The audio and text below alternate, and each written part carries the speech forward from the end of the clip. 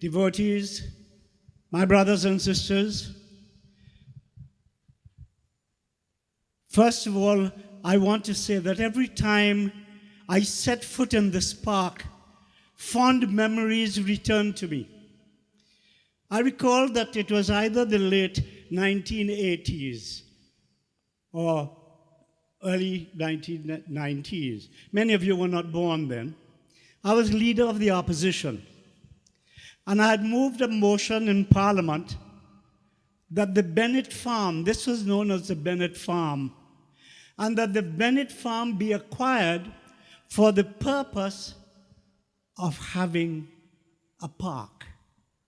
And the guy on the hill there, he used to live there named Brush, Mr. Brush.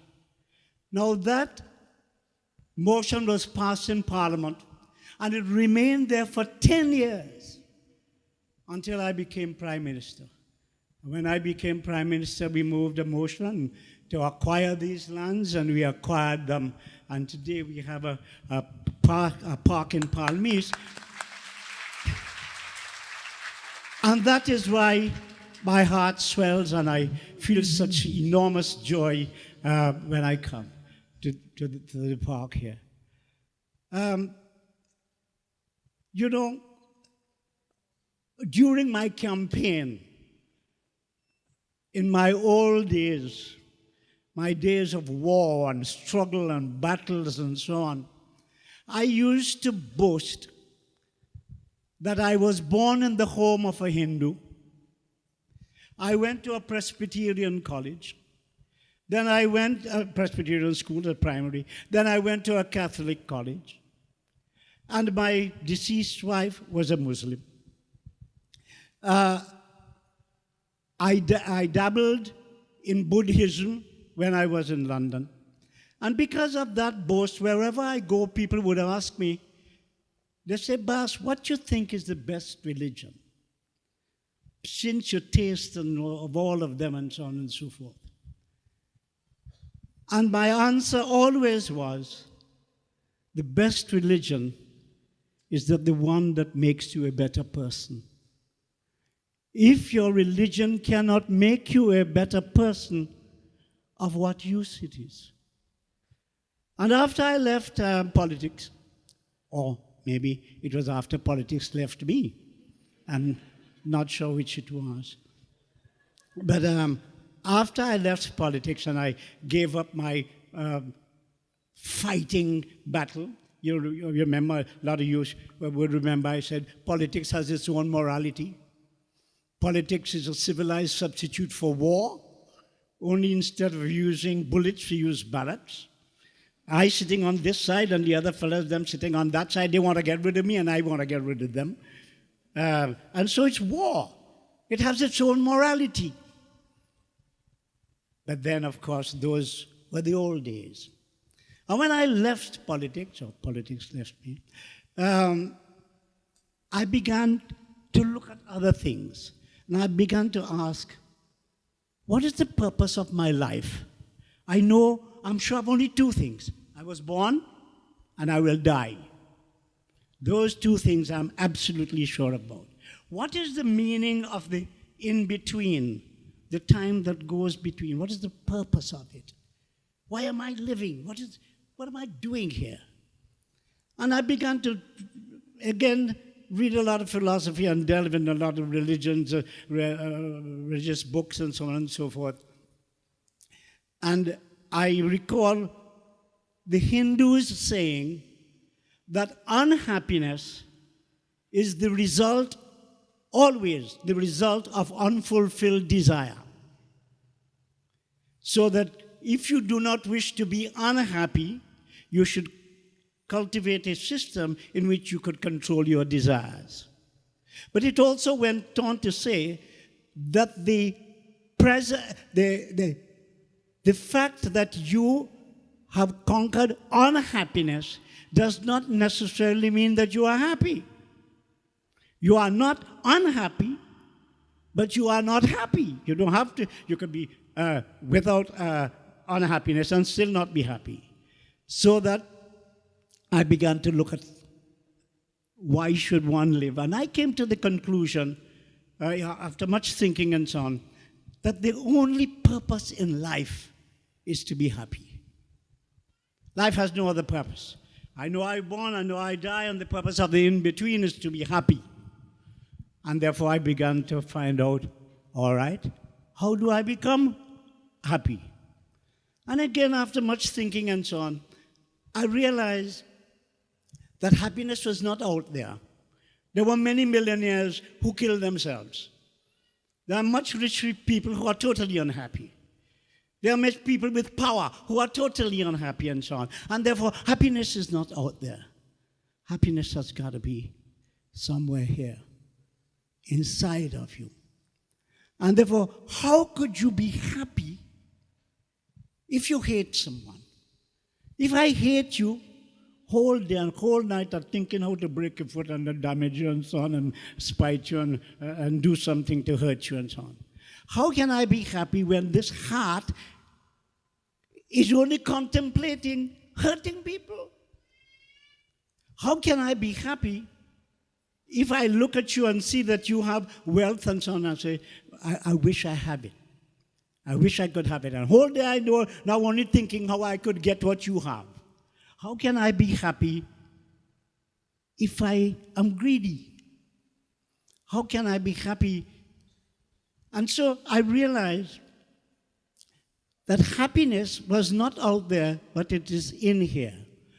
And the only way you are going to be happy to fulfill your life is you have to get rid of hatred, spite, malice, envy, greed, need for revenge, and all these negative tendencies which Pandit may have taught you and preached to you during the period that you are here.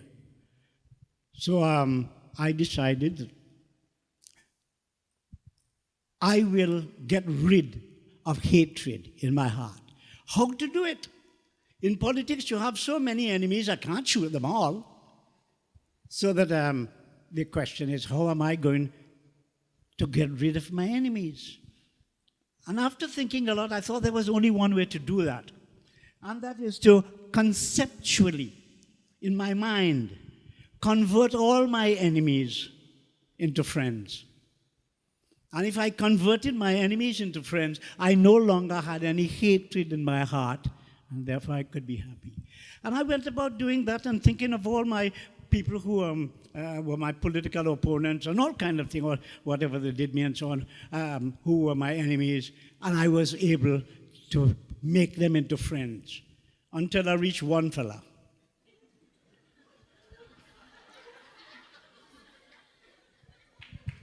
His name was A.N.R. Robinson. I'm telling you my experience.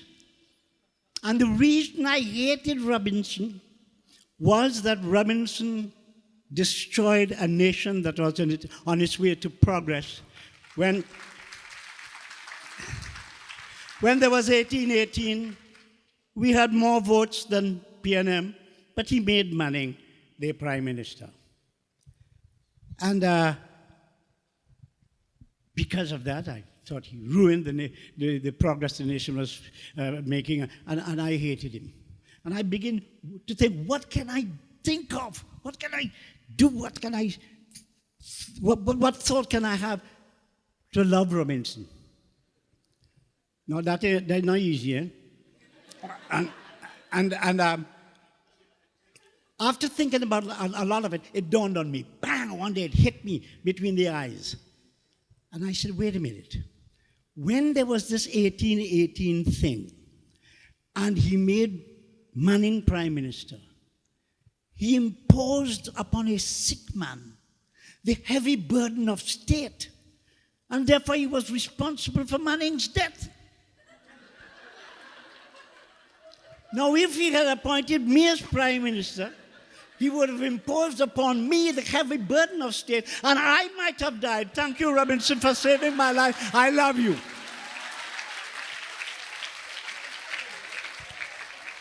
And so one by one, I got rid of all my enemies by loving them. And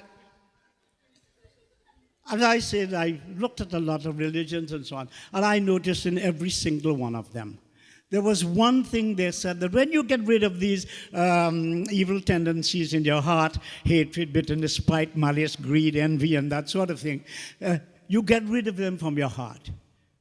What do you put in the empty space that has been left there? And every single religion that I have read about tell you one single word: love. And if you could love people, only then you could love yourself. And so when Pandit asked you just now to meditate upon Lord Shiva and and to ask him what you wanted, what it is you pray for. Can anybody, I'm not asking you for an answer, but answer in your own heart, what did you pray for if you did not pray to live a happy life? And if you did, then that is the benefit of your religion, and it is the right religion if it makes you happy and it makes you a better person. If you leave this place after 12 nights and you haven't changed and you haven't become a better person, you have wasted your time. And you have wasted money, and you have wasted every moment that you have been here. So I close with only one wish: to thank the Tabalji. You know, I used to play tabla. I used to play tabla at one time, but now you see I'm old and arthritis and so on has taken control of my fingers and so on. And while you were playing there, I was trying to find out which tal it is. Is it Keherwa? Is it Dadra? Is it Tintal? Is it Rupak? And so on and so forth. But you play very well. Thank you very much. And thank you, ladies, for filling my heart with so much joy with your beautiful voice. Thank you.